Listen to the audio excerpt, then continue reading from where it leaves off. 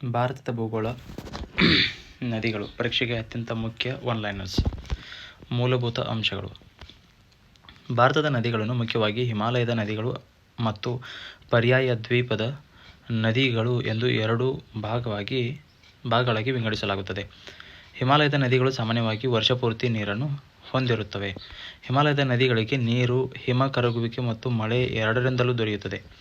ಪರ್ಯಾಯ ದ್ವೀಪದ ನದಿಗಳು ಮುಖ್ಯವಾಗಿ ಮಳೆಯನ್ನೇ ಅವಲಂಬಿಸಿದೆ. ಭಾರತದ ಪ್ರಮುಖ ಹಿಮಾಲಯದ ನದಿ ವ್ಯವಸ್ಥೆಗಳು ಸಿಂಧೂ, ಗಂಗಾ ಮತ್ತು ಬ್ರಹ್ಮಪುತ್ರ. ಭಾರತದ ಪ್ರಮುಖ ಪೂರ್ವಾಭಿಮುಖ ಪರ್ಯಾಯ ದ್ವೀಪದ ನದಿಗಳು ಮಹಾನದಿ, ಗೋದಾವರಿ, ಕೃಷ್ಣಾ ಮತ್ತು ಕಾವೇರಿ. ಪ್ರಮುಖ ಪಶ್ಚಿಮಾಭಿಮುಖ ನದಿಗಳು ನರ್ಮದಾ ಮತ್ತು ತಾಪ್ತಿ. ಬಹುತೇಕ ಪರ್ಯಾಯ ದ್ವೀಪದ ನದಿಗಳು ಬಂಗಾಳ ಕೊಲ್ಲಿಗೆ ಸೇರುತ್ತವೆ. ನರ್ಮದಾ ಮತ್ತು ತಾಪ್ತಿ ಮುಖ್ಯವಾಗಿ ಪಶ್ಚಿಮಕ್ಕೆ ಹರಿದು ಅರಬ್ಬಿ ಸಮುದ್ರಕ್ಕೆ ಸೇರುತ್ತವೆ. ಸಿಂಧೂ ನದಿ ವ್ಯವಸ್ಥೆ. ಸಿಂಧೂ ನದಿ ಟಿಬೆಟಿನ ಮಾನಸ ಸರೋವರ ಸಮೀಪ ಹುಟ್ಟುತ್ತದೆ.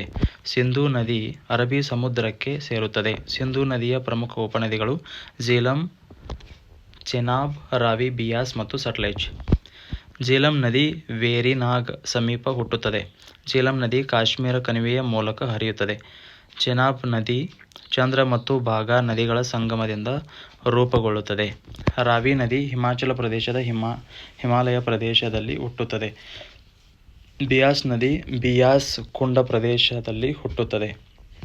ಸಟ್ಲೆಜ್ ನದಿ ಟಿಬೆಟಿನ ರಾಕ್ಷಸತಾಳ ಪ್ರದೇಶದ ಸಮೀಪ ಹುಟ್ಟುತ್ತದೆ. ಪಂಜಾಬ್ ಎಂಬ ಹೆಸರು 5 ನದಿಗಳ ನಾಡು ಎಂಬ ಅರ್ಥವನ್ನು ಹೊಂದಿದೆ. ಸಿಂಧೂ ನದಿ ವ್ಯವಸ್ಥೆಯ 5 ಪ್ರಮುಖ ಉಪನದಿಗಳು ಝೀಲಂ, ಚೆನಾಬ್, ರಾವಿ, ಬಿಯಾಸ್, ಸಟ್ಲೆಜ್. ಗಂಗಾ ನದಿ ವ್ಯವಸ್ಥೆ. ಗಂಗಾ ನದಿ ಹಿಮಾಲಯದ ಗಂಗೋತ್ರಿ ಹಿಮನದಿಯ ಗೌಮುಖದಿಂದ ಭಾಗೀರಥಿ ರೂಪದಲ್ಲಿ ಹುಟ್ಟುತ್ತದೆ. ಭಾಗೀರಥಿ ಮತ್ತು ಅಲಕಾನಂದ ನದಿಗಳು ದೇವಪ್ರಯಾಗದಲ್ಲಿ ಸೇರುತ್ತವೆ. ದೇವಪ್ರಯಾಗದ ನಂತರ ನದಿಗೆ ಗಂಗಾ ಎಂಬ ಹೆಸರು ಬರುತ್ತದೆ. ಗಂಗೆಯ ಪ್ರಮುಖ ಉಪನದಿಗಳು ಯಮುನಾ, ಘಾಗ್ರಾ, ಗಂಡಕ್, ಕೋಸಿ, ಸೋನ್ ಪ್ರಮುಖವಾಗಿವೆ. ಯಮುನಾ ನದಿ ಯಮುನೋತ್ರಿ ಹಿಮನದಿಯಿಂದ ಹುಟ್ಟುತ್ತದೆ. ಯಮುನಾ ಮತ್ತು ಗಂಗಾ ನದಿಗಳು ಪ್ರಯಾಗರಾಜದಲ್ಲಿ ಸಂಗಮಿಸುತ್ತವೆ. ಗಂಗಾ ಮತ್ತು ಯಮುನಾ ಸಂಗಮವನ್ನು ಸಂಗಮ ಎಂದು ಕರೆಯಲಾಗುತ್ತದೆ. ಯಮುನಾ ಗಂಗೆಯ ಪ್ರಮುಖ ಉಪನದಿಯಾಗಿದೆ. ಘಾಗ್ರಾ ನದಿ ಗಂಗೆಯ ಪ್ರಮುಖ ಎಡನದಿಯ ಉಪನದಿಯಾಗಿದೆ. ಗಂಡಕ್ ಮತ್ತು ಕೋಶಿ ನದಿಗಳು ಹಿಮಾಲಯದಿಂದ ಬಿಹಾರಕ್ಕೆ ಹರಿಯುತ್ತವೆ. ಕೋಶಿ ನದಿಯನ್ನು ಬಿಹಾರದ ದುಃಖ ಎಂದು ಕರೆಯಲಾಗುತ್ತದೆ.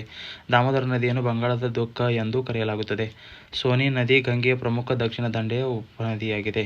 ಗಂಗಾ ನದಿ ವ್ಯವಸ್ಥೆಯ ಭಾರತದ ಅತ್ಯಂತ ಪ್ರಮುಖ ನದಿ ವ್ಯವಸ್ಥೆಗಳಲ್ಲಿ ಒಂದಾಗಿದೆ. ಗಂಗಾ ನದಿ ಕೊನೆಗೆ ಬಂಗಾಳ ಕೊಲ್ಲಿಗೆ ಸೇರುತ್ತದೆ. ಗಂಗಾ ಬ್ರಹ್ಮಪುತ್ರ ನದಿಗಳು ನಿರ್ಮಿಸಿರುವ ಸುಂದರ್ಬನ್ಸ್ ಡೆಲ್ಟಾ ವಿಶ್ವದ ಅತಿದೊಡ್ಡ ಡೆಲ್ಟಾಗಳಲ್ಲಿ ಒಂದಾಗಿದೆ. ಬ್ರಹ್ಮಪುತ್ರ ನದಿ ಟಿಬೆಟ್ನಲ್ಲಿ ಯಾರ್ಲಾಂಗ್ ಸ್ಯಾಂಗ್ಪೋ ಎಂಬ ಹೆಸರಿನಿಂದ ಹರಿಯುತ್ತದೆ. ಟಿಬೆಟಿನಲ್ಲಿ ಬ್ರಹ್ಮಪುತ್ರವನ್ನು ಸ್ಯಾಂಗ್ಪೋ ಎಂದು ಕರೆಯಲಾಗುತ್ತದೆ. ಭಾರತದಲ್ಲಿ ಪ್ರವೇಶಿಸಿದ ನಂತರದ ಬ್ರಹ್ಮಪುತ್ರ ಮುಖ್ಯವಾಗಿ ಅರುಣಾಚಲ ಪ್ರದೇಶ ಮತ್ತು ಅಸ್ಸಾಂ ಮೂಲಕ ಹರಿಯುತ್ತದೆ. ಅರುಣಾಚಲ ಪ್ರದೇಶದಲ್ಲಿ ಬ್ರಹ್ಮಪುತ್ರವನ್ನು ದಿಹಾಂಗ್ ಎಂದು ಕರೆಯಲಾಗುತ್ತದೆ. ಅಸ್ಸಾಂನಲ್ಲಿ ಇದು ಬ್ರಹ್ಮಪುತ್ರ ಎಂಬ ಹೆಸರಿನಿಂದ ಪ್ರಸಿದ್ಧವಾಗಿದೆ. ಬಾಂಗ್ಲಾದೇಶದಲ್ಲಿ ಬ್ರಹ್ಮಪುತ್ರ ಮುಖ್ಯ ಪ್ರವಾಹವನ್ನು ಜಮುನಾ ಎಂದು ಕರೆಯಲಾಗುತ್ತದೆ. ಬ್ರಹ್ಮಪುತ್ರವು ಕೊನೆಗೆ ಬಂಗಾಳ ಕೊಲ್ಲಿಯಲ್ಲಿ ಗಂಗಾ ವ್ಯವಸ್ಥೆಯಲ್ಲಿ ಸೇರುತ್ತದೆ. ಮಾಜುಲಿ ದ್ವೀಪ ಬ್ರಹ್ಮಪುತ್ರ ನದಿಯಲ್ಲಿರುವ ಪ್ರಸಿದ್ಧ ನದಿ ದ್ವೀಪವಾಗಿದೆ. ಪರ್ಯಾಯ ದ್ವೀಪದ ಪ್ರಮುಖ ನದಿಗಳು ಗೋದಾವರಿ ದಕ್ಷಿಣ ಭಾರತದ ಅತಿ ಉದ್ದದ ನದಿ. ಗೋದಾವರಿ ನದಿ ಮಹಾರಾಷ್ಟ್ರದ ತ್ರಯಂಬಕೇಶ್ವರದ ಸಮೀಪ ಹುಟ್ಟುತ್ತದೆ. ಗೋದಾವರಿಯನ್ನು ದಕ್ಷಿಣ ಗಂಗಾ ಎಂದು ಕರೆಯಲಾಗುತ್ತದೆ. ಗೋದಾವರಿ ಬಂಗಾಳ ಕೊಲ್ಲಿಗೆ ಸೇರುತ್ತದೆ. ಗೋದಾವರಿಯ ಪ್ರಮುಖ ಉಪನದಿಗಳು ಪ್ರಾಣಹಿತ, ಇಂದ್ರಾವತಿ, ಸಬರಿ ಮತ್ತು ಮಂಜಿರಾ. ಕೃಷ್ಣಾ ನದಿ ಮಹಾರಾಷ್ಟ್ರದ ಮಹಾಬಲೇಶ್ವರ ಸಮೀಪ ಹುಟ್ಟುತ್ತದೆ. ಕೃಷ್ಣಾ ನದಿ ಬಂಗಾಳ ಕೊಲ್ಲಿಗೆ ಸೇರುತ್ತದೆ. ಕೃಷ್ಣಾ ನದಿ ಪ್ರಮುಖ ಉಪನದಿಗಳು ಭೀಮಾ, ತುಂಗಭದ್ರಾ, ಘಟಪ್ರಭಾ ಮತ್ತು ಮಲಪ್ರಭಾ. ತುಂಗಭದ್ರಾ ನದಿ ತುಂಗಾ ಮತ್ತು ಭದ್ರಾ ನದಿಗಳ ಸಂಗಮದಿಂದ ರೂಪುಗೊಳ್ಳುತ್ತದೆ. ತುಂಗಾ ಮತ್ತು ಭದ್ರಾ ನದಿಗಳು ಕರ್ನಾಟಕದ ಶಿವಮೊಗ್ಗ ಜಿಲ್ಲೆಯ ಕೂಡ್ಲಿಯಲ್ಲಿ ಸೇರುತ್ತವೆ. ಕಾವೇರಿ ನದಿ ಕರ್ನಾಟಕದ ತಲಕಾವೇರಿಯಲ್ಲಿ ಹುಟ್ಟುತ್ತದೆ. ಕಾವೇರಿ ನದಿ ಬಂಗಾಳ ಕೊಲ್ಲಿಗೆ ಸೇರುತ್ತದೆ. ಕಾವೇರಿ ಪ್ರಮುಖ ಉಪನದಿ ಹೇಮಾವತಿ, ಶಿಂಷಾ, ಕಬಿನಿ, ಅರ್ಕಾವತಿ. ಮಹಾನದಿ ಛತ್ತೀಸ್ಗಢದ ಸಿಹಾವಾ ಪ್ರದೇಶದಲ್ಲಿ ಹುಟ್ಟುತ್ತದೆ. ಮಹಾನದಿ ಬಂಗಾಳ ಕೊಲ್ಲಿಗೆ ಸೇರುತ್ತದೆ. ಮಹಾನದಿ ಪ್ರಮುಖವಾಗಿ ಛತ್ತೀಸ್ಗಢ ಮತ್ತು ಒಡಿಶಾ ರಾಜ್ಯಗಳ ಮೂಲಕ ಹರಿಯುತ್ತದೆ. ಪಶ್ಚಿಮಾಭಿಮುಖವಾಗಿ ಹರಿಯುವ ನದಿಗಳು ನರ್ಮದಾ ನದಿ ಮಧ್ಯಪ್ರದೇಶದ ಅಮರಕಂಟಕ ಪ್ರದೇಶದಲ್ಲಿ ಹುಟ್ಟುತ್ತದೆ.